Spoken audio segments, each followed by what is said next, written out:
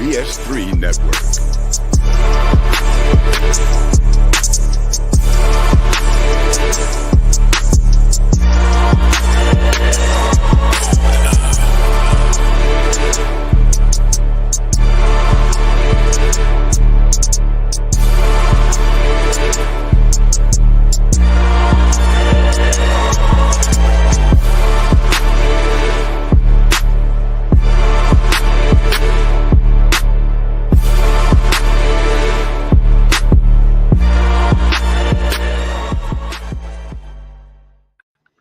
Welcome back to another episode of the Fourcast with myself, A-Trap, Wilkes, and Doc. It is the two cast tonight. Wilkes won't be able to make it. He's got a errand to run.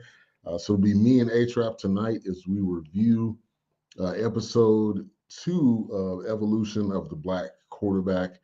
And so we'll get into that tonight. Sorry for the late start. Normally we are pretty punctual, but A-Trap had some tasks to attend to. And so we're definitely back, though, ready for another great episode. Looking forward to your input. This is out right now on Amazon. It's 3 episodes. It's a pretty easy watch. It's also informative. If you're a sports fan, if you're an NFL fan, if you're a fan of any type of sport, you definitely want to watch this, and it really dives into a lot. So, hey, Trap, man, good to see you. Happy holidays. Yeah. Same to you. How was your break? Excuse me. I didn't get one, so it was not a break. I didn't get a break, so you was pretty much working, huh? Nah, I was working. Pretty much. I was working. I was out there hot, singing the hip hop hot. That's all. I couldn't believe it. It was crazy, man. But I mean, you can't live off bread and meat. If you don't work, you don't eat. Right. Exactly.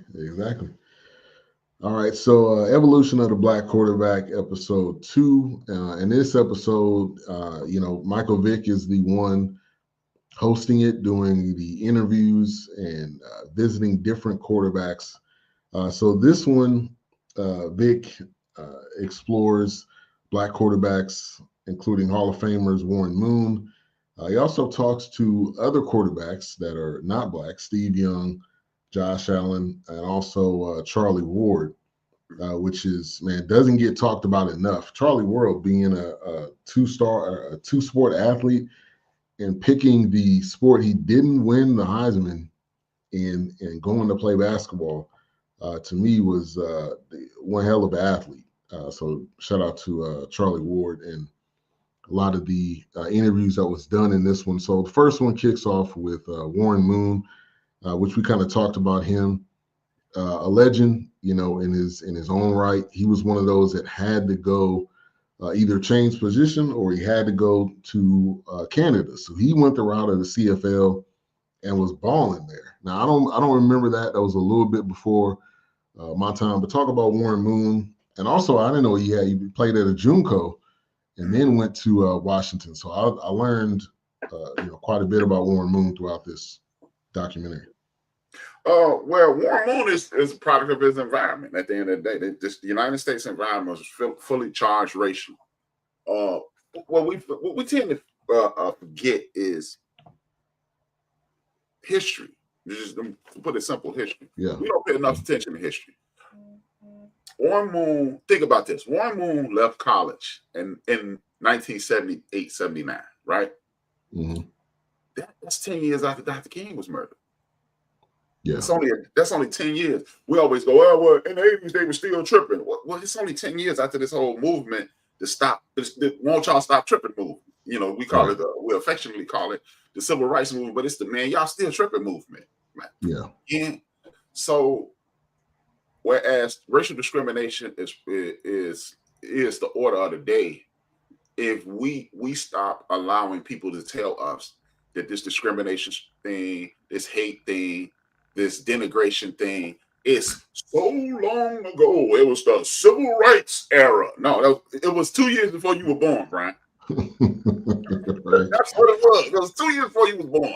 As a matter of Yeah. fact, your pops was a part of the movement. Your mom was a part of the movement.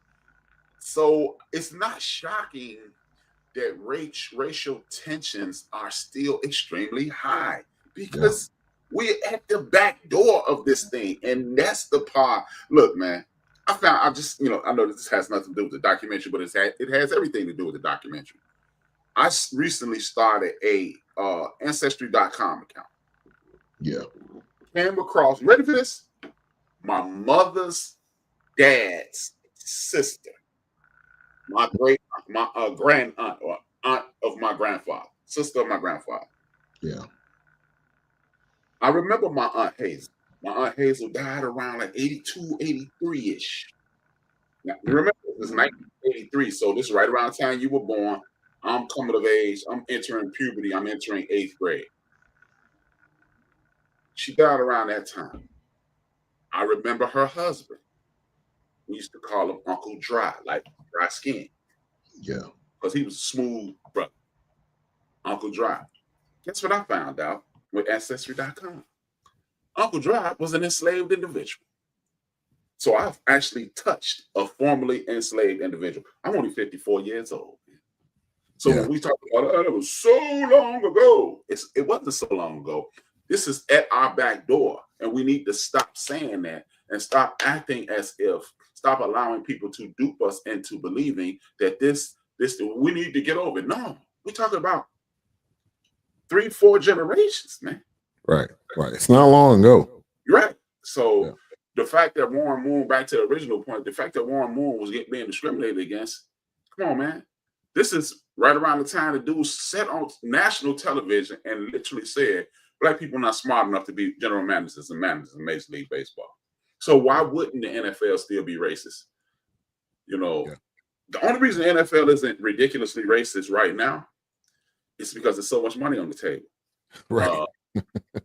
I'm gonna talk about you're talking about billions and billions of dollars. Like that's the only reason, man. They chose to be that way now.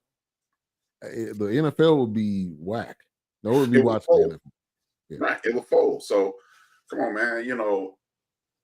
It's just as the country is just as racist as it's always been, but it's just so much money. I'm going to talk about this tomorrow on the show. I didn't do today. Sorry to my listeners. I'm talking about it tomorrow, and I'm going to talk about the fact that the only reason people change in this country is because you affect their bread. The Revolutionary War was affecting England's money. The Civil War was affecting the money in the South. The Civil Rights Movement was affecting the money throughout the country. Black people had started, as we say in Chicago, they had started hitting licks. So if you pass around enough of them licks, slow down. Wait a minute. Right. Here we are. Let's reconsider. Let's hear what you got to say. When you start hitting the pockets, that's what and that goes with. That's perfect with the NFL. A lot of these teams, they're garbage for a long period of time. You look at the Commanders, formerly known as the Redskins. During that time that they had Snyder as their owner, they had a lot of rocky situations, a lot of rocky roads, and eventually, he slipped up, and they got him out of there. Now you look at him with a black quarterback with Jaden Daniels, who's playing like crazy. Got a new coach in there, and you see how the things have changed. Now they're not. I'm not gonna say they're great, but you look at the excitement with the fan base and with the players and all of that, and that's exactly what these quarterbacks. When we talk about evolution of the black quarterback, that's what they're able to do. Vick was a prime example that they were talking about when he came to Atlanta. It was Tyson or Todd Chandler. When he came to Atlanta, that was a perfect mix. That was right during that time, the 2000s. That was right around that time. Lil Jon and the East Side Boys was doing their thing. Atlanta music was booming, and he came in at a perfect time and really changed the NFL forever. See, okay. So I'm glad we talked about this. Yeah, I'm not trying to rewrite history, but again, I want to expand history because that's 40-year-old Ben history, right? And this is when it took off. Right. But Atlanta has been the jam my entire life. Yeah. I mean, Atlanta was the joint. Look, okay, one of the greatest musicians in the history of the world. He is overlooked. He is one of the most overlooked musicians. Like Prince Rogers Nelson, he played all the instruments. He wrote all the songs. He was writing for other people, producing other people. Curtis Mayfield. Curtis Mayfield was a political activist through his voice and his lyrics, right? Yeah. When he got sick in Chicago, where did he go? Atlanta. Really? Okay. Atlanta has been the joint. But see, again, I've had the historical privilege of looking at the world, watching evolution in the world. I was born at a perfect time if you're paying attention. You know, like I'm like, I got that old man purview because I'm watching evolution as it happens. Yeah. Okay, I was born 1970. I don't remember a lot of the 70s, but I remember the 70s somewhat. I remember the music. I remember the activism. I remember the cohesiveness that was starting to develop in the world. You know, it wasn't always a racial separate thing. It was people were trying to come together. And then they dropped that poison bomb on America called crack cocaine, right? But 40 years ago, I was making what some can consider the greatest transition in a young person's life, elementary school to high school. I've come from, I'm just a kid. You know, this is almost like a first stage of adulthood because you're the big man on campus at William E. Gladstone Elementary, and then you go to Westerhouse and you're the shortest guy there. You're a big dude at the elementary school, and you the shortest guy in the school. Right. So, but that's when they start introducing computers. I remember the computer. Miss Ethel Adams, my 8th grade teacher, brought her computer. It was a Commodore Vick 20 to this class. And it was literally just a keyboard. And you connected it to a monitor, and she taught us how to run things. And it was like, oh my God. And 40 years later, man, me and you, look at the technology we're dealing with now. This is literally out of the Jetsons. Yeah, really. When you think about it, when you think about StreamYard alone, you have basically one platform that takes you to up to 8 different ones through a camera, and anybody in the world can see it. Yeah, you're right. This is next level, next age. This is the stuff that we talked about and thought could happen. Video call. And this is my age. When I was 14, this was, man, if they'd have told me one day I'll be talking to my man who lives in Dallas, Texas. Right. And I'm in Chicago, and we're looking at each other while people all around the world are looking at us. Right. I'd be like, man, shut up. I remember Miss Adams talking about, she didn't even use the terminology download. My nephew is using the phone to make this, I'm like, what? Like that was so foreign. And now that's primitive. Yeah. The reason I brought that up is this. When I'm introduced to computers and, the transition to the computer age. Then when I left high school in 88, I'm introduced to news. The slogans in Chicago for news. Channel 7 Eyewitness News, ABC. Channel 7 Eyewitness News, 4:30, 6, and 10. And then WGN, which is home base here in Chicago, they was like, hey, they knew they could get 4:36 and 10 slot, so they start having the 9 o'clock news. Right. And those were the only 4 times you would get. Before that, you would only get news at that time, 4:36 and 10 on CBS, ABC, NBC, and then the 9 o'clock news on Channel 9. If you don't want to watch that, if 10 is too late for you, we coming in at 9. And that was it. 4 news options. And then you watch Ted Koppel on ABC World News Tonight, right? Right. I leave high school, and the whole world is laughing at this cable network that's telling us they're going to have 24-hour news. And they were like, what kind of foolishness is that? All right, that's not going to work. Right, that's not going to work. TV goes off at a certain time. Right. TV used to go. Me and my son BJ, shout out to B.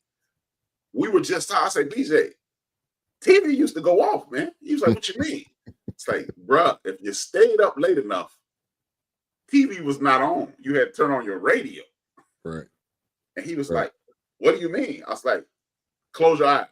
He's like, I said, that's what TV look like at around 2 o'clock. When it go off, yeah. So we thinking, so when the world's vision expands, we've been duped into believing that that's when people started, and they didn't. They've been doing this stuff. Yeah. I mean, it's Atlanta, DC was called Chocolate City. Atlanta was the joint. It was some city in Texas that we used to go. They used to go kick it at super hard on the border. I never went, but that was that was me and my crew. That was our next excursion. Like, yeah. I think it was Galveston. Is that where beach is? The beach, yeah. Yeah. So that was the next joint to go to. It was like, we would. Hey, I wish our man Craig was on, because he'll get on here and tell you, he said, man, nobody kicked it like me. Like, what? I wouldn't take vacations. So when it was we kicking it, I'm good. And we were there. Yeah. Martha's Vineyard. So it's just, which is secretly black as hell. I'm surprised you said that. It's black as hell. So that's what I'm saying. I don't want people to, we look at tunnel vision because that's our vision. That's what we've experienced. That's what we've experienced. So yeah, man. So the whole that Michael Vick bust Atlanta wide open. Michael Vick did to Atlanta what AI did to Philadelphia 4 years before. Nice. Yeah. The swag, your left hand. Right. Yeah. the colliding with the music. I mean, what he did in the community as well. People don't talk about that part a lot. Yeah, he was very active in the community. He was touching. What's up, Jungle Brother in the building? Thank you for tuning in. Look at old Warren. Thank you, Warren. Oh, that's what I'll call him, Jungle Brother. Warren. But like we've been saying, man, Vick was the perfect person to do this. I don't think you could have really picked a better person because he's kind of he's not the old regime and he's not really the new era, so he's kind of in between. And I think he's able to, talk to a lot of different people. Mm-hmm. Yeah, you gotta laugh at that. You gotta laugh at that, John. Hey, but you know what? Hey, how about this? I'm gonna take you a flash in the past. He is literally LONS, the leader of the new school. Yeah. I agree. He was literally that. He was that. I agree. He was amazing, man.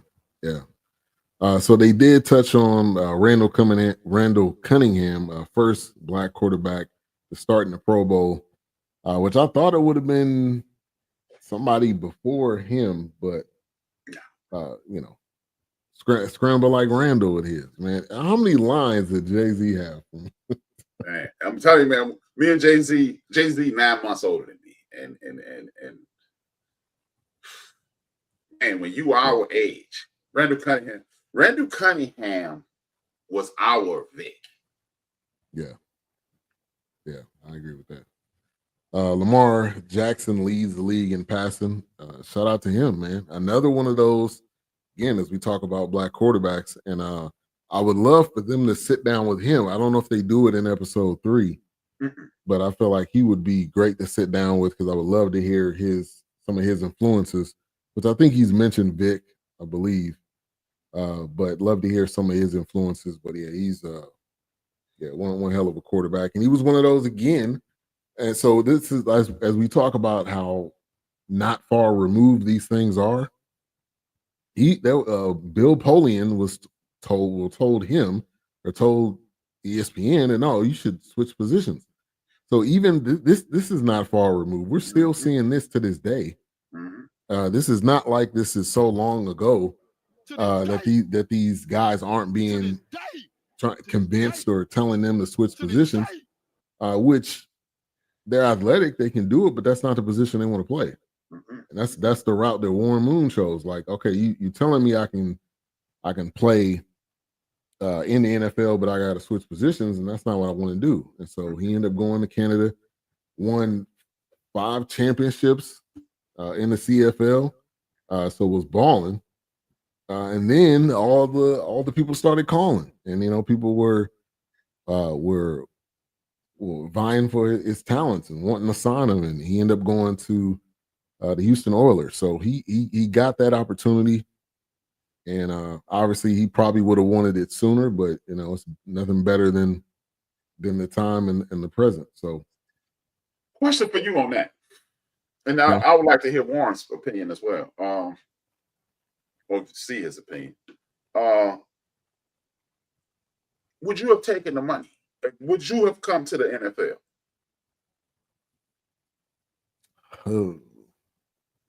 And I already know if I was Warren Moon.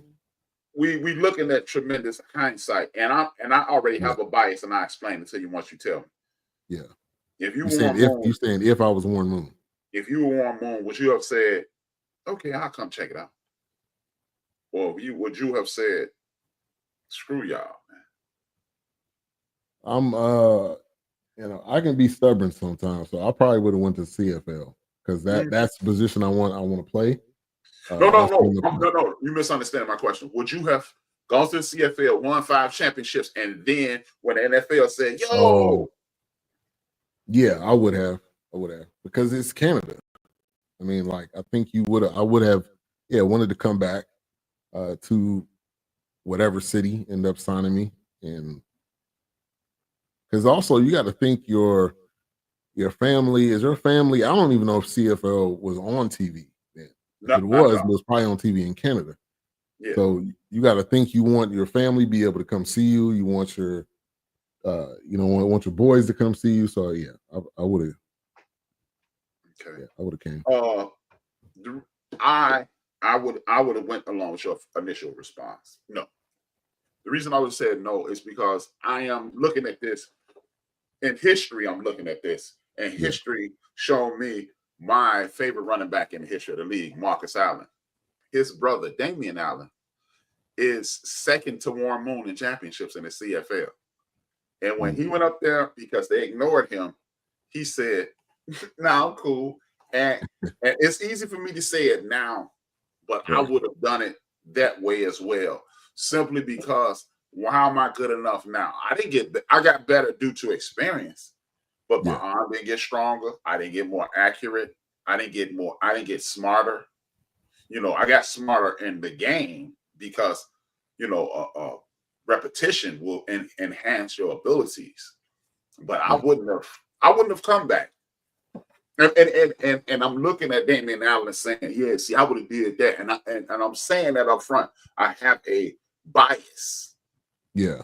But I'm anybody who ever listens to the show or anybody who pays attention to one of my programs, I am a revolutionary. I am a revolutionary. I am what y'all call me? What's the other word? Not revolutionary. Militant. Yeah. I am that. And I embrace it. And you know what? If I'm not good enough today, I ain't gonna be good enough tomorrow. I ain't never gonna be good enough, because guess what? Damian Allen is a multimillionaire today. Does he have as much money as Warren Moon? Maybe not. But you know what? If Warren Moon made $45 million in his career and Damian Allen made 23 or 28 million or even $30 million in his career, guess what? Everything you can go get, Warren, I can go get.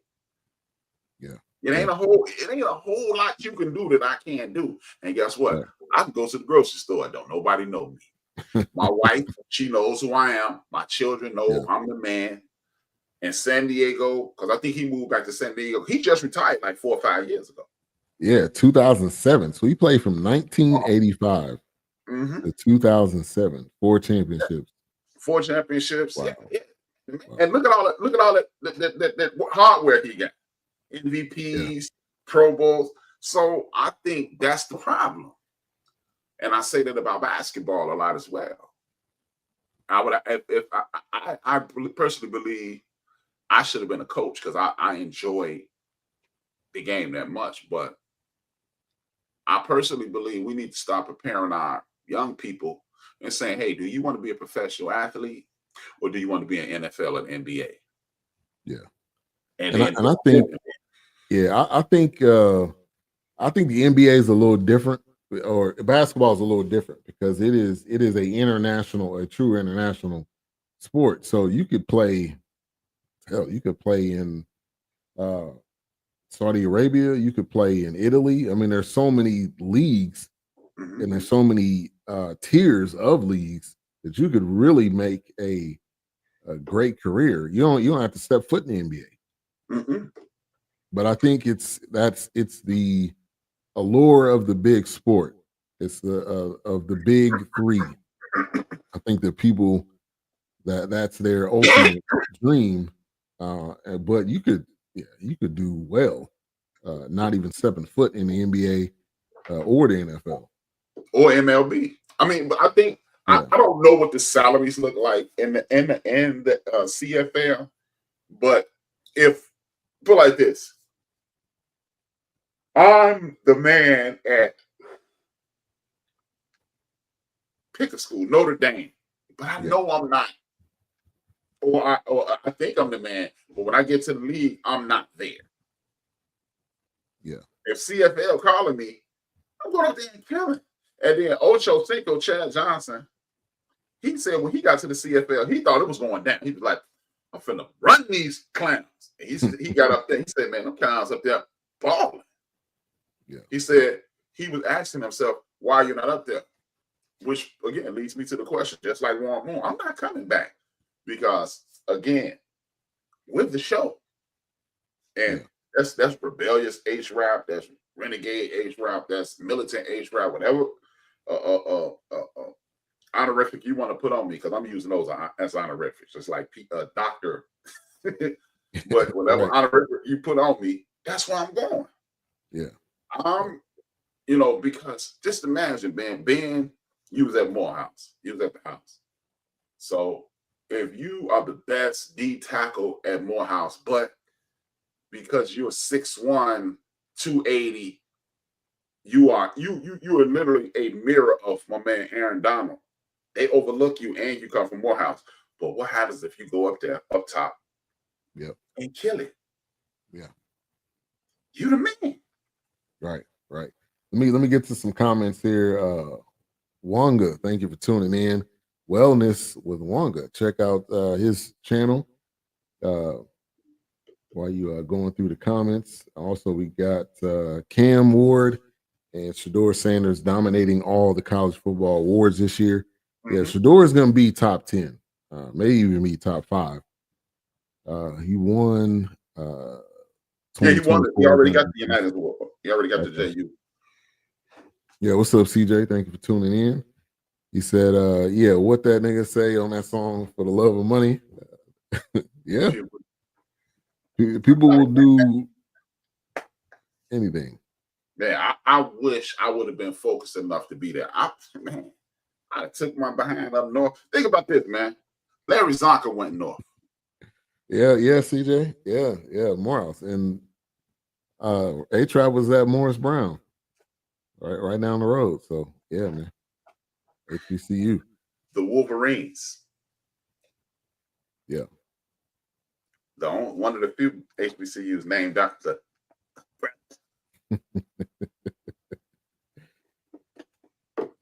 So we were talking about CFL salaries. So this is updated November 6th of this year. So the highest paid is Nathan Rourke of the BC Lions, $600,000. That says total compensation. So I'm assuming, so that's basically per year. Number 2 is Chad Kelly at $444,000. You keep going down. Number 10 is at 206. So yeah, it's not the same amount, but you obviously are in a higher pay bracket. I mean, the average person. And look, that's dollars. You do understand our dollars are like 3 to 1 up there. Yeah. Because like me and the crew used to, like I told you, we used to be on the kick all the time. It was nothing for us to wake up one morning and be like, yo, Wednesday? Yeah. And we go up there. Then they give you that funny looking money back. Give them $5 bill, they give you that funny looking money back. Like, yeah. Yeah, just give me another bit, man. I want this money. So I mean, I don't know, man. But see, and again, okay, see, again, this is one of those things that conversations like this really turn me on. Larry Zonka and those guys went up there in the 70s. Tamarick Vanover out of Florida State. You know, even before Tamarick, Rocket Ishmael went up there. Yep. It's just like the CFL. I mean, not CFL, the USFL. Yeah. Herschel Walker was the hottest running back on earth. And he said, forget the NFL, and went up to the USFL. That's how you know your boy, the president-elect, ruined the league, goofball. Yeah. Reggie White went to the USFL. The aforementioned last week, what's his name? Doug Williams. Right. Jim Kelly. Some of your favorite players in the league started off at the USFL. Right. It's just a matter of making the move. Being brave enough to make the move. Yeah. Because, you know, I think Deion said this, or somebody said this, no matter, the people will find you, really, no matter where you are. If you are talented, if you are lighting it up, if you think about a lot of players during that time, you think about Walter Payton, you think about Jerry Rice, at HBCUs, and these scouts knew where to go. So it wasn't like maybe we need to figure out where we're gonna go. They knew where to go because they knew where the talent was. And so people will find you if you are talented. And if you look at some of the like top players in CFL history, Doug Flutie is up here at number 1. George Reed. Doug Flutie number 1. Yeah. Now this is a list. What is this? Wikipedia list. So I don't know. Yeah. He must put. You know, you can change Wikipedia. So yeah, I know anybody can do that. Yeah. You must be Doug Flutie must be in there. I'm the best. What's in the words of the great Chad Ochocinco, child plea. But George Reed, which I have not heard of this name, but he's from Mississippi. He went to Washington State, played running back. He's number 2 on the list. And a black guy. So, you know, what's Damian and Warren rank? So Warren is 5. Damian, I thought he would have been higher. He's 14. Thought he would have been higher than that. But yeah, there's a ton of names on this list. You know, some of them we know, some of them we don't know. But yeah, I mean that really just again shows you that there's multiple ways to get to where you want to go. Warren took one route, Tony Dungy took a different route, and it just depends on what you feel best. And Warren wanted to, like you said in this, I mean, I wanted to prove myself. I wanted to show what I have and not diminish my position or my talent just to get in the NFL. So yeah, I commend him. You know, we fast forward to now, and if you're a football fan, you know Warren Moon. If you don't know Warren Moon, you may just be too young, or you may not be a fan. But you might be. You might be Rush Limbaugh or somebody. No, you might be. Yeah, I see what you're doing. Hey man, the Steve Young interview, which we touched on it a little bit. Man, Steve Young was definitely. I was a 49ers fan growing up, so Steve Young was definitely one of my favorite players. That lefty, and again, him and Vick, you know, talking to each other, I felt like was great. And Steve Young just had that scramble type play. He had that ability. I wouldn't say he's super fast, but he was agile. He was able to scramble. And then you compare him and Montana, who was like stand in the pocket, Montana. And, you know, that ended up, you know, separating. And funny story, I was like, I was a kid and I'm like, so why? I was asking my dad, why did he end up going to the Chiefs? And I was like, well, you know, it was a contract situation. I was like, well, they could just pay him more money. You know, as a kid, you just think just pay him more money. It's Joe Montana. But I think that was during the days where they they had two good quarterbacks. Most teams did because something happened and you got a guy in the wing already waiting. So when that guy leaves or when that guy retires or whatever, you have somebody there. And obviously Steve Young's one of the greats. I confess that at one point I had a Steve Young bias, even though he left-handed. I'm still gonna go down in history saying that Steve Young is a tad bit overrated. Okay. But but I have grown to respect Steve Young's ability. But the funny thing is this.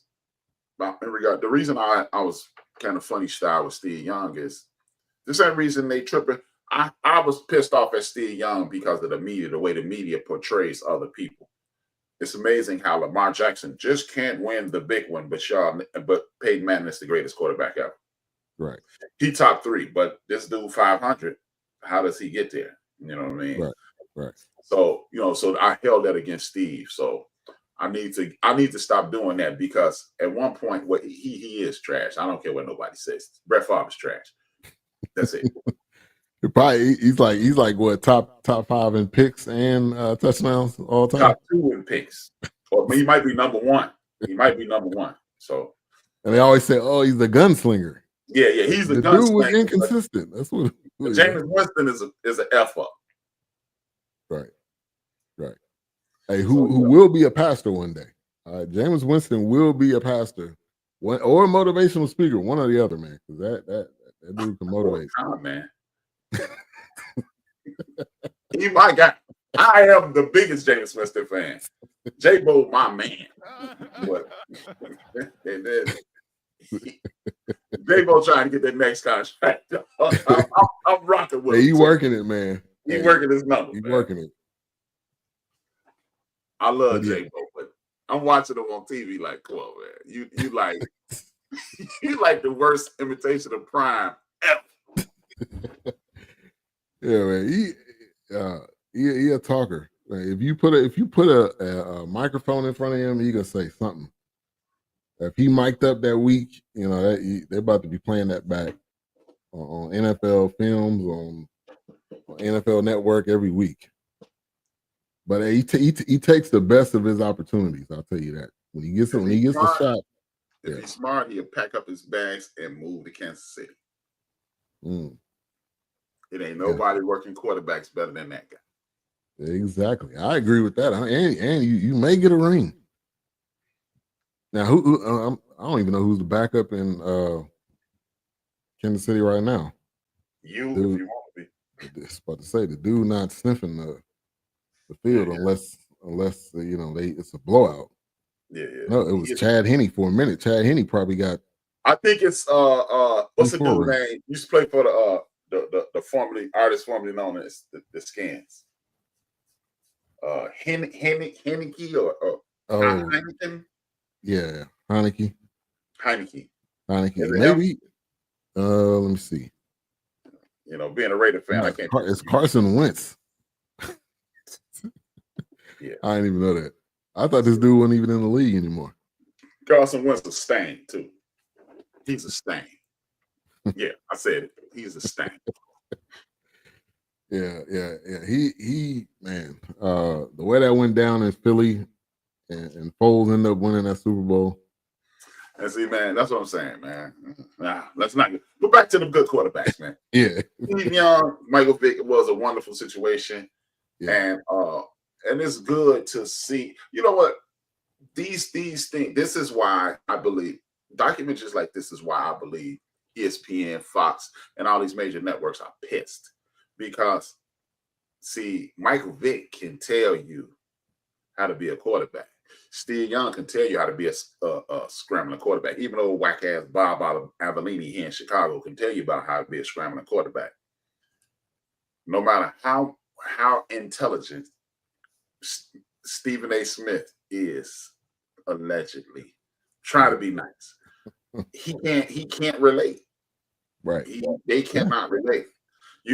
Stephen A. and Skip and Nick Wright and Mike Wilbon and all those guys, They can watch all the football they want. But a cat like me, I have the advantage over them. Yeah, because you actually played the game. I ain't played quarterback. Yeah. Right. I'm like, I know what it looks like when a dude is 6'2". I'm 5'10", 6'2", is running at me faster than me. I know how to get him his way enough to make sure he gets sacked. Yeah. Yeah. I know push him, get in his way and make him go to his right, and he gonna run out of bounds. Yeah. You haven't done that, and you can't tell me about that. That's what made me go. That's when I started really respecting Steve Young. Like, man, I've been tripping for years. Yeah.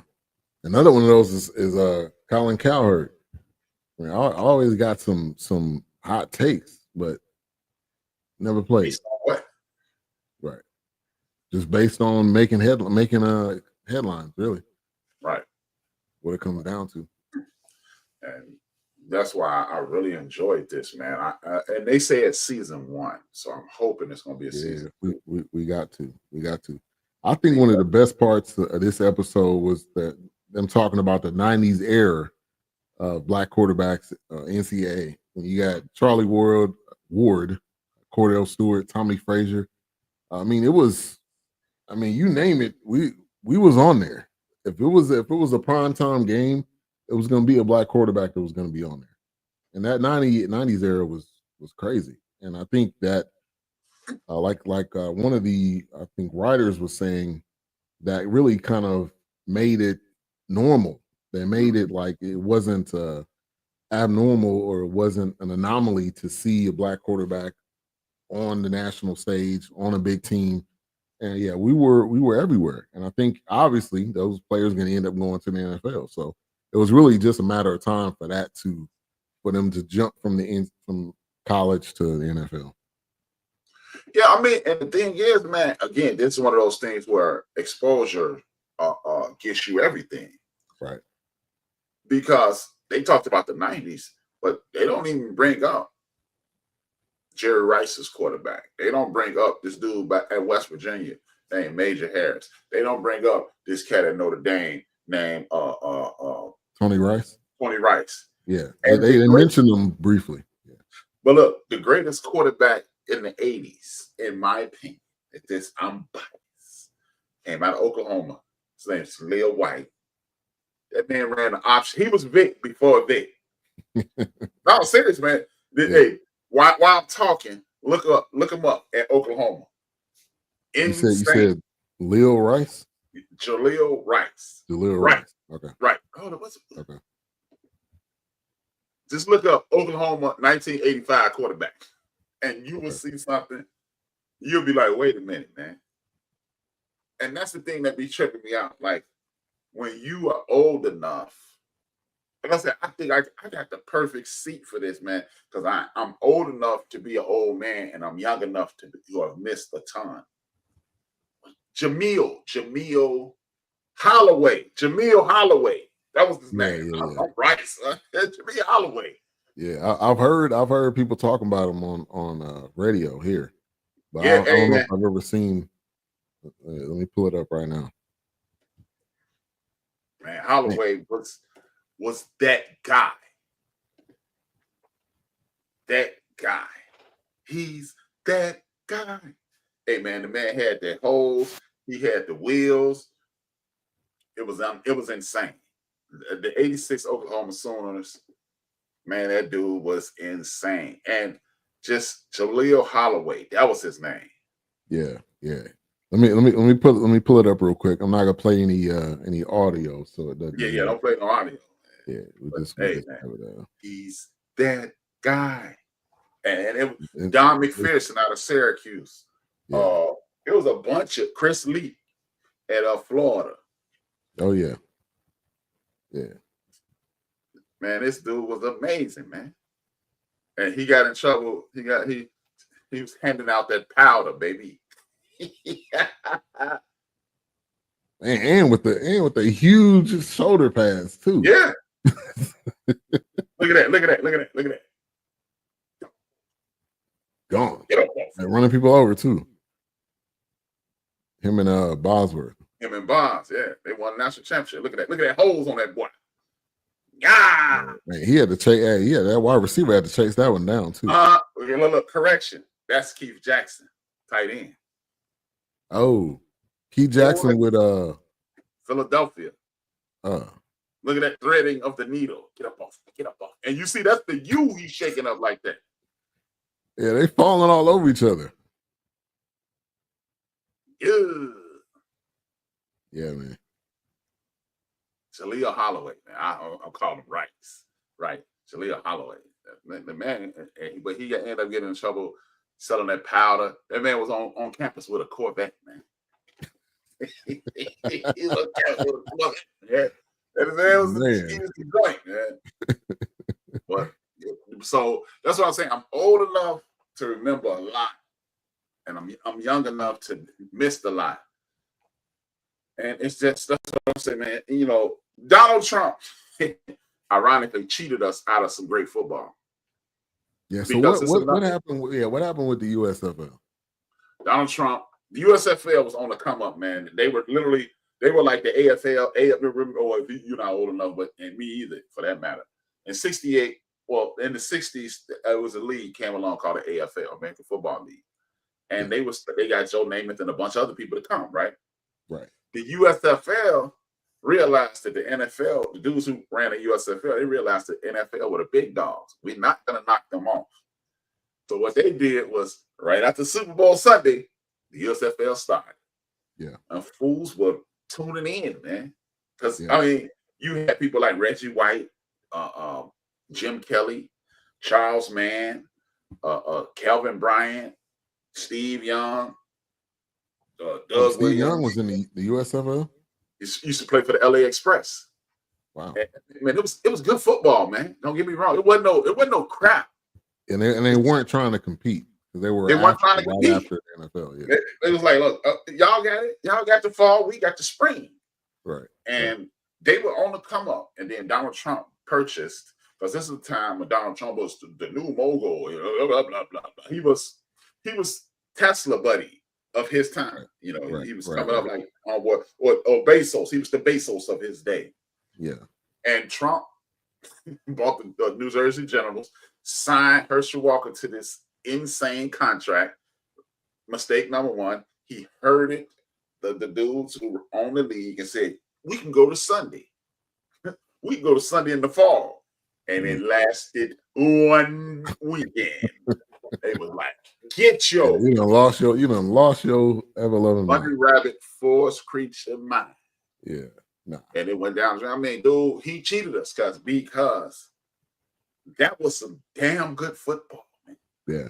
And they were getting they wasn't getting the fifth string dude. They wasn't like let me see. Remember old boy Ike Austin ended up they won the Kardashians. He got the curse for the Cowboy. Yeah. They wasn't getting him. They were getting Dez. Yeah. Yeah. Because I mean, it was their opportunity. Yeah. And that was also probably during the time that the USFL was probably giving us more opportunities. It was giving us more opportunities. And believe it or not, you're not going to, this is almost insane. This going back to that. Guess what else? Guess what their hook was? If you come here, you can dance if you score a touchdown. you can celebrate.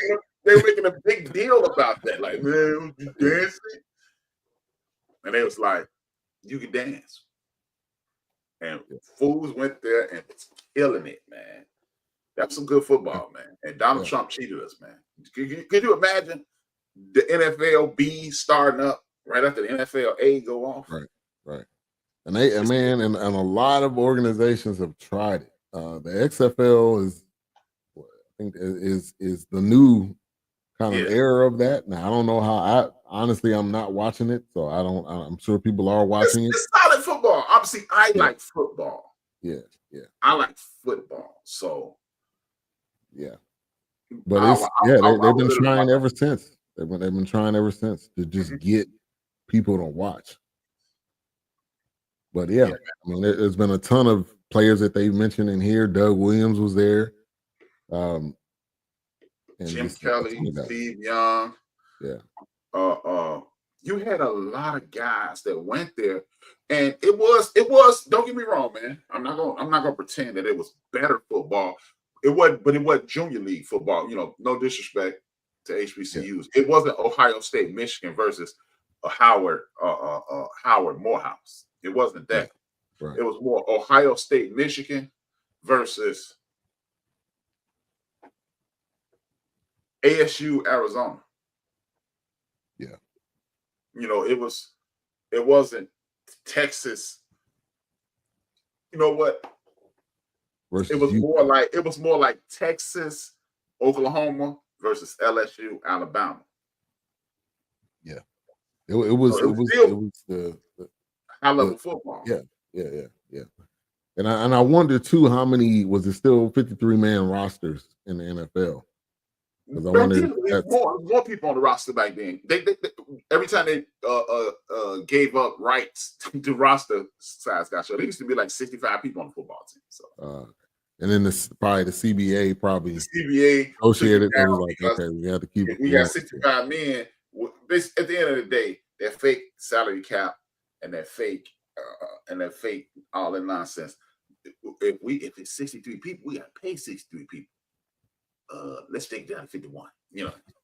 That's what that is. Because think about it, man. The salary cap international in any sport, the salary at this point in 2024, maybe I'll give you the credit in 2005. I give it up to that day. End of the season 2005, that was it.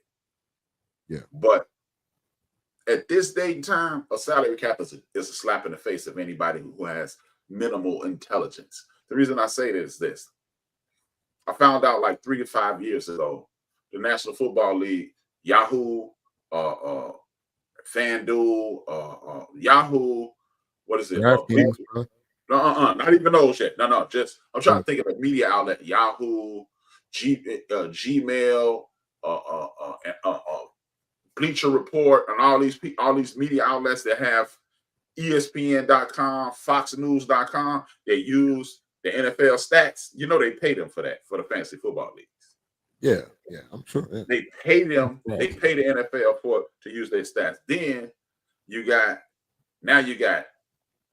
the gambling sites are paying the NFL to use their numbers. Then you got YouTube paying the NFL to do their numbers. Then you got Amazon paying the NFL, NBC, ABC, CBS paying. Yeah, and we're not talking about merchandise, because you got to have the merchandise. Yeah, you got to pay them for the license to be able to do that, or you get the generic. You can't even do the generic unless you got somebody in the basement making a Bears jersey or a Cowboys jersey. So now you look at how many streams of revenue they got, and then they're gonna tell you, "Oh well, Jacksonville is a small market team." What? Last time we checked, y'all made $40 million. It's only 30 million. It's only 32 of y'all. That means that $8 million divided by 32. You better give me some go ahead on, Jack. Everybody get $1 billion right off the top. Right.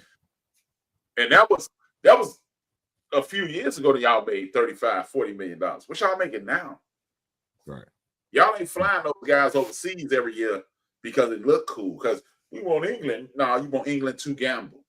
That's why homeboy who won MVP in the MLB. That's why he won MLB, NL MVP, because he hit 50 home runs, true indeed. He stole 50 bases, true indeed.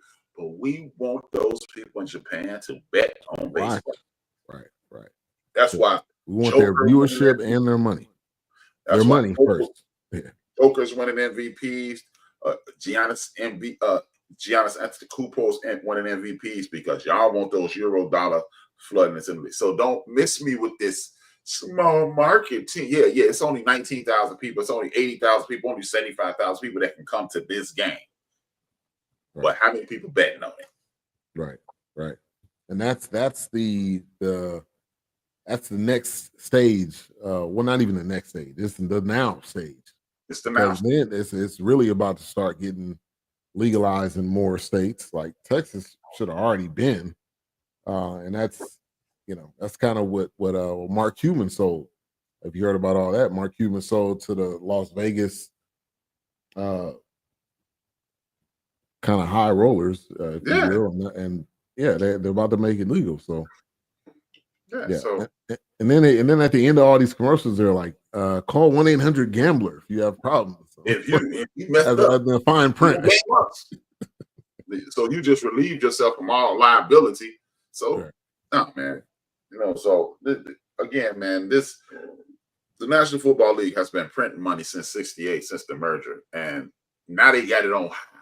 So miss me with that nonsense. Yeah. And that's why the black quarterback is more prevalent because even racist people, when it comes down to it, you want the person that's wearing the same t-shirt, sweatshirt, jersey, hat, drawers, underwear, socks, gloves to win. Right. And if Craig can't be the quarterback anymore, or Tyson can no longer be the quarterback, so we won a Super Bowl. Yeah. That's the most staunch conservative in the world, anti-DEI person, asking who you want on his football team, Lamar Jackson or that dude that's playing quarterback for the Cowboys right now. Yeah. Or Kirk Cousins. Yeah, Kirk Cousins or Lamar Mr. Vanilla. Right. Correct. Oh, DEI.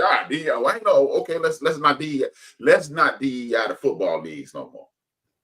Right. See what happens. Let's see if Trevor can play linebacker.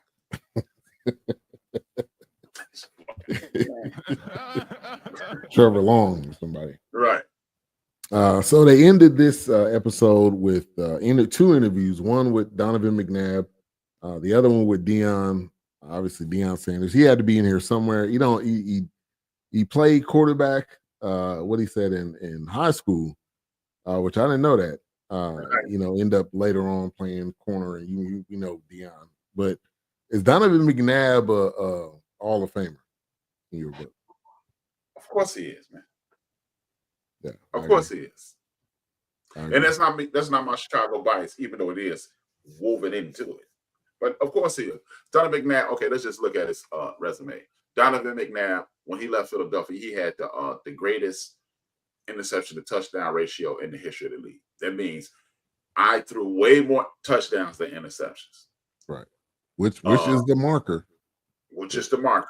I made multiple Pro Bowls. I made multiple All Pros. I made 5 straight NFC Championship games. And just go get a above casual football fan, and I'll name one, and I need you to name 2 more of his teammates on offense. Brian Westbrook, and I need you to name me 2 more of his offensive teammates. Freddie Mitchell? Well, another guy named Freddie Mitchell on the team. Fred X. Oh, boy.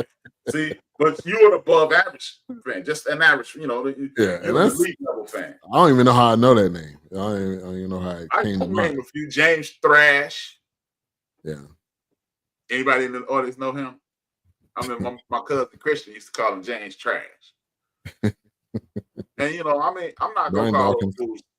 I'm not gonna call them trash. They just were not high level guys.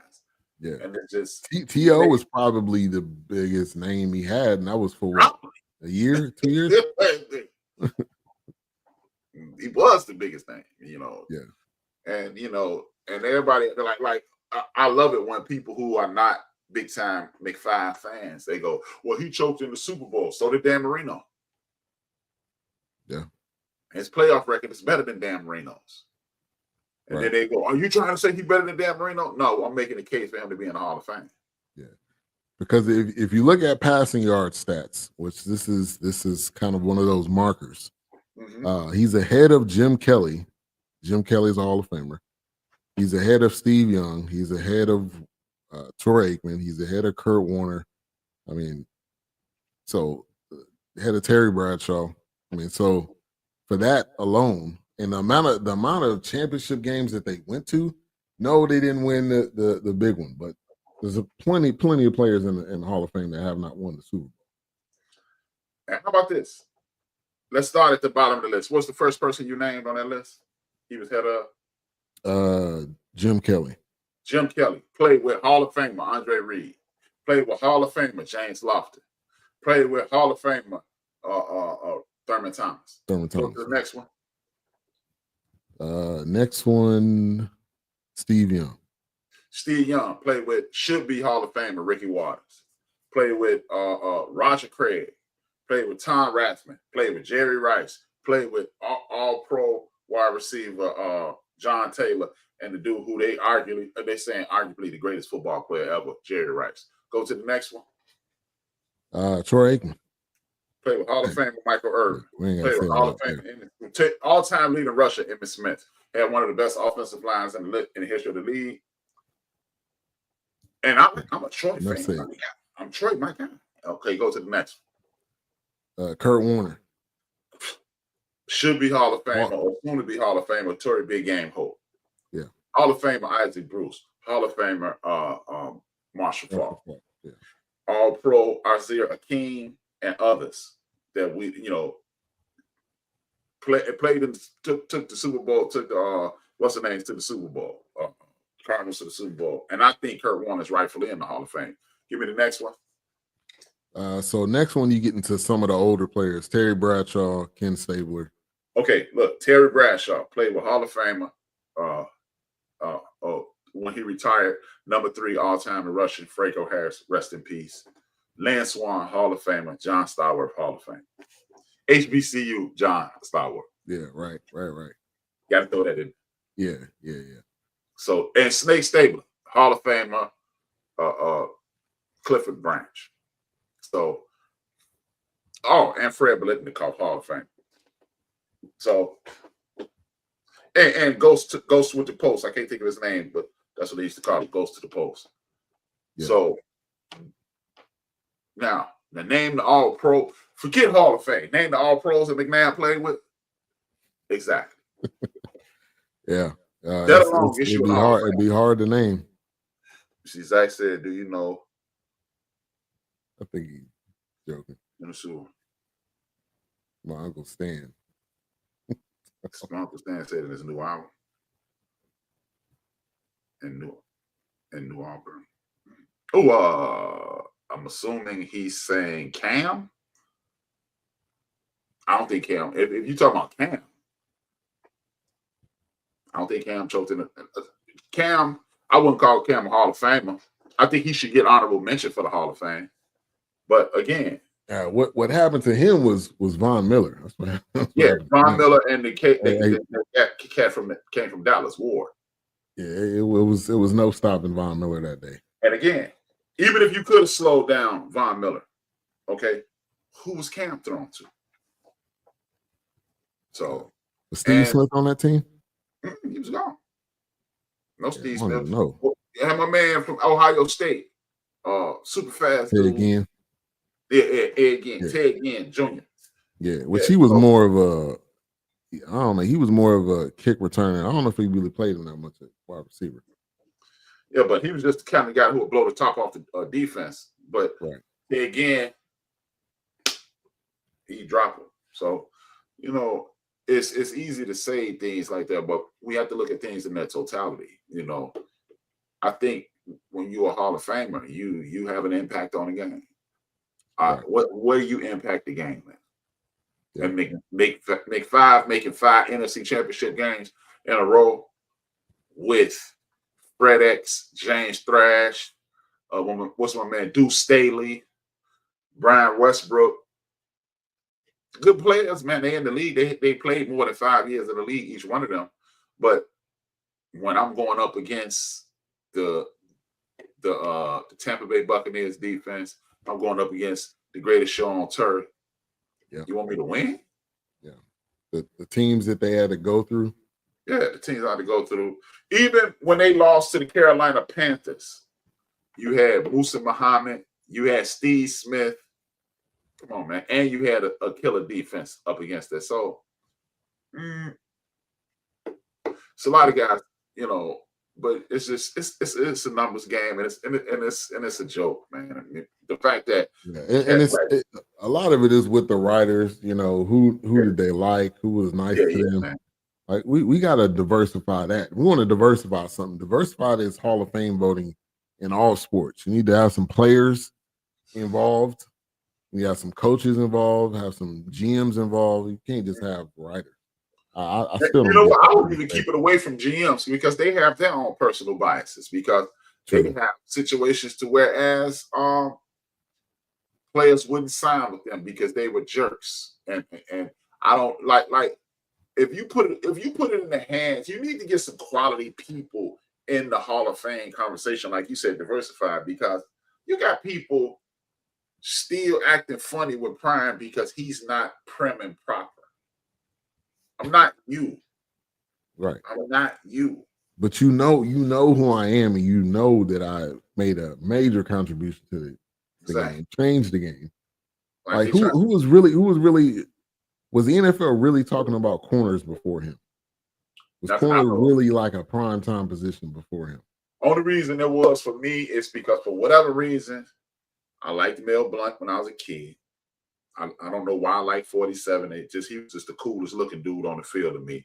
And then when Mel Blount kind of, when the Steelers kind of tailed off, I became a Raider fan. And guess what? Mike Haynes and Lester Hayes. And then I started liking Everson Walls.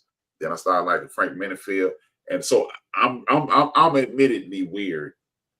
So I'm an outliner. I'm an outlier because who was liking defense then? But Prime made the defense. Prime and LT made people pay attention to defense. Yeah. And then you had Charles Woodson, then you had Champ Bailey, Dre Bly. I mean, it goes on. Corners. Dale Carter, Kansas City. Yeah. It's just he was the man. I mean, and see, that's what I'm saying, man. People need look. There is a way to do everything, But I get sick of people because I don't do it the way you were brought up doing it. Right. It's wrong. And that's why something's wrong. And look, watch that, Ben. Look how that went full circle back to what we're talking about. The white stay in the pocket quarterback was the way. Right. And then you got the Fran Tarkentons, and then you got the Roger Staubachs. Right. Then you got then you had the Steve Youngs. People used to son Steve Young. They used to put Steve Young in goal line situations as a tailback at times. Yeah. Then you got Randall, and y'all still don't believe it. Believe like Joe Montana was a Joe Burrow athletic level person. Yeah. But he had to stand still. You know what I'm saying? You have to limp because y'all not used to this. Y'all don't know how to coach this. And that's the problems. And just like the fact that young man, Travis Hunter, he isn't doing it the way that y'all want him to do it. He's getting too much hype. Yeah, he's doing it better than what y'all want him to do. Exactly. Instead of just allowing it to be, they create all these tropes. Like, I'm gonna challenge you. You still do a sports show, so I'm gonna challenge you this. As long as you do your sports show, I need you to text me the day that you hear of a black quarterback being commended for his accuracy. I've never heard that. I've been paying attention to the draft. I don't hear it. Yeah. At least 36 years. And I've yet to hear. And then he's an accurate quarterback. And then you look over this Tyrone. What up, dog? It's like, that's the first thing that they say. He needs to work on his accuracy. I'm like, ain't no way. And it's the same guys. Like Mel Kiper. How long has Mel Kiper been doing this? Dracula been doing this about 36 years. Facts. I mean, the only Todd McShay is probably the only guy that's as far as on ESPN, which is the draft coverage. Hey, you didn't hear about McShay. McShay. Hey, McShay took a Brian and ruined his career, man. It was this Rudy quarterback, and he was like, "Yeah, man, you the boy." And then they drafted him high, and then they found out his family had slid McShay some bread. Oh, yeah, allegedly. Got him. But yeah, it's a new. I think his name. He's on him. He does it. He's taking McShay's job. But it's just. They got some other. And they need to start passing that around. Like Mel Kiper's another one of those guys. Yeah. Just because you watch a ton of film doesn't mean that guy will or will not be good. Right. And this is why I enjoy coaches like Andy Reid, Mike Shanahan, Kyle Shanahan, and people from their ilk. Because unlike most coaches throughout the history of the game, the Tuna, Jimmy Johnson, they are coaches. Yeah. A lot of these guys are play callers with a clipboard. They're the head play caller. Because they go down the list and because the coach in Dallas, he's another one. He's a play caller and he's not a coach because you can tell. Oh, for example, on this program and on our private conversations, remember I told you before the season even started, I say Eberflus needs to be fired. Remember I told you that? I said, hey man, that dude sucks. And I just being a former player, I'm watching Eberflus interact on Hard Knocks, first episode, and he was buddying up to the player. And I was like, nah, dog, it don't go like that. You don't put the player, you like, what up, dog? And then most coaches would be like, yo, Ben, we ain't had that nonsense this week, right? And you like, no, coach. And you know he just jugging at you, but he also, hey, man, don't forget, like, hey, I watch you. That up. Right. And he out there, hey, we gonna give you a new nickname. Nick, what? Nah, man. Don't tell you. Man. Hey, they was playing that up too much. I think they put too much pressure on Caleb. You trying to put this dude on the pedestal. Ain't played it down yet. Why? He already have enough pressure as it is. And man, my cousin kept killing Caleb. We on the farm this week, and I wasn't even watching the game. And I was like, he was like this, and I'm listening to my cousin saying, "Nah, they gonna do this, they gonna do that." He's like, "Man, he needs to do this." I say, "He's a rookie. When he gonna start being a rookie?" I say, "Next year." Yeah. When the season over with, come on, man. Man, you got to have it, man, and that's why a lot of these black and white athletic quarterbacks don't make it because I'm gonna draft you. To me, and I think most people would agree with me. I think everybody who knows football in the history of the world will agree with me. Most of these play callers, they have a system. They have the bin system. And we do this and this and this and this in the bin system. And that's how you do it. And I'm going to teach you how to be the bin quarterback. And Andy Reid and Kyle and Mike Shanahan and Jimmy Johnson and Bill Parcells, they go, oh, so you don't roll to the left well. Scrap all the to the left plays.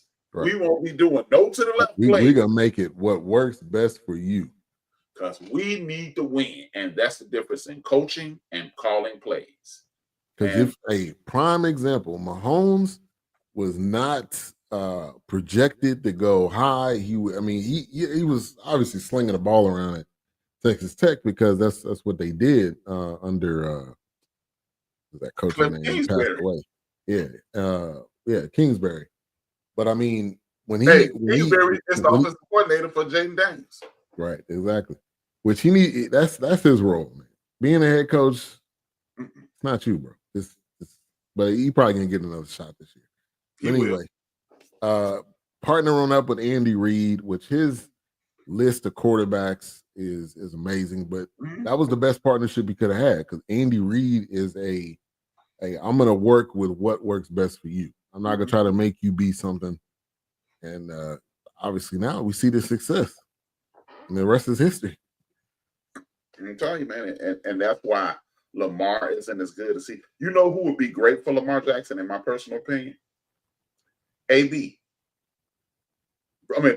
Bruce Arians. Yeah. Bruce Arians is going to tell you, we're going to do it this way.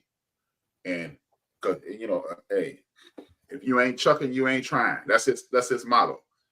Yeah. You ain't chucking, you ain't trying. But B.A. is also, I also heard B.A. say the reason Ben Roethlisberger did so well his first year, he said, they told him, Hines Ward is right here. The tight end is right here. Or get to Jerome Bettis. Those are your only options. Don't read nothing. Hines, Miller, Bettis, or throw it away. Yeah. Ben Roethlisberger won 11 straight games that season. Yeah. Yeah. Stop trying to make, hey, no, nothing. Give it to him, throw it to him, or throw it to him. Yeah. And I keep telling people, man, look at this. I come from a school of thought when it comes to football. Your tight end is your best friend as a rookie. Yeah. Yeah. So if you got somebody blowing the top off the look at the Bears. You got Moore blowing the top off the defense. You got Allen catching intermediate. You got Swift as a good running back, and the tight end got 3 catches last week. You see how much attention is diverted away from this dude? And then if you don't, oh man, our defense offensive line ain't that good. Well, you know what? They're not good at this, but everybody's good at this. So I'm mold some people down. Yeah, but yeah. And even experienced quarterbacks. I mean, the tight end is your best friend. That's your security blanket. That's the guy you can get the ball to real quick. And Steve Young and that kid there, Novacek in Dallas. I mean, we can go chapter, book, and verse. Yeah, like Russ Francis with the 49ers, Clint Didier with the Washington Redskins. Then you had Todd Christensen with the Raiders. Then you had Emery Moorhead with the Bears. Then you had what's his name? Big old white guy, looked like Sylvester Stallone. Mark Bavaro with the Giants. Didier back with the Redskins, and so I mean, we walk through history and you see teams that win, they got a tight end that's gonna do it. Hey, and that should be a whole nother series, evolution of the tight end. That would definitely be another 3-part. And that'd be a 10-part series, man. I mean, yeah, you got Ben Coates, you got Shannon, you got Tony Gonzalez, you got Gates, Kellen Winslow Sr. They wouldn't bring up Junior because he out here molesting elders. Yeah, man. Freak nasty. But all right, so let's go ahead and round this thing out. Evolution of the black quarterback. Next week we will do episode 3. It says the conclusion of Michael Vick's trip through the history of black quarterbacks. Showcases Patrick Mahomes, Cam Newton, Dak Prescott, Colin Kaepernick, and Jamie Foxx, aka Willie Beeman. So I'm looking forward to that. But any final thoughts on episode 2?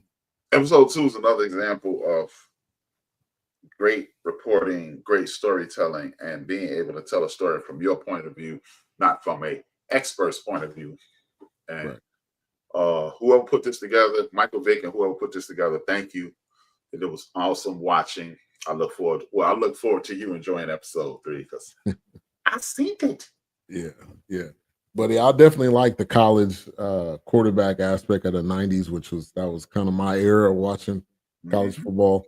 And also Marcus Vick, Michael Vick's brother, who I know he had some rocky moments, but he was really just as good as his brother, just didn't make it as far. He threw with the wrong hand. He threw with the wrong arm, but he might have been actually a better quarterback than Vick. Yeah. Vick was a superstar. He was a better quarterback than I personally believe. But looking forward to episode 3. So we'll be back next week. Thank you everybody for tuning in. What's coming up tomorrow on the End of the Bench?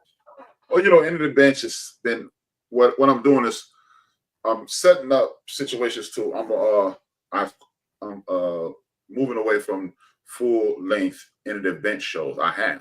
I do 10 minutes a day, sometimes 15 minutes. Tomorrow will be about fishing. Teach a man how to fish. That adage, teach a man how to fish. The black community is looking as if we're fishing at this point. I'm very, very, very, very proud of my people after this Black Friday, and after me and a lot of people in our community believe the country gave us their butts to kiss. The fact that the number one Google thing since the election is how do I change my vote? FOFO. FOFA. That's what it is. 4-5. That's what they, shout out to people in the community that stayed their booties out of Walmart this week. Target, y'all might be equally as racist, but at least y'all had enough sense to not say it. Fighting over a Samsung big screen TV. Like you ain't ever had a TV in your life, man. Get out of them stores. And here's one for the super churches out there, the 10,000 people churches. This what y'all do. Y'all pastors are millionaires. Pastor, wait till January 1st. Contact Vizio, contact Samsung, say, can I have all of y'all 2023, 2024 TVs? They'll give them to you for real cheap. You can sell them to the congregation for the church. Yeah, or you can give it to them. How about that? You can give it to them. Raffle Donations. Donation. Watch that. You buy them TVs, you have your people come there, you just funded the building fund and that school program at the church. Church on the move. Ain't it, man? All right, and come on up tomorrow is the debut of a new show on BS3 Network. It's called Total Football Talk. They'll be coming on at 8:30 tomorrow. Make sure to tune in tomorrow. It's hosted by Cole Johnson and Drew Willingham. So tune into that. They talk all things football, NFL, CFL. They'll be talking about spring football as well. So make sure to tune into that tomorrow. Debuting at 8:30 Central. And we'll catch you guys next week. Go ahead and close us out, Trey. Y'all already know, man. Yesterday was the first of the day before yesterday was the first of the month. So if I owe you something, I ain't got it. And if you need it, get it from me. Go. With no baby oil, though. No baby oil. Right. No swallow either. No.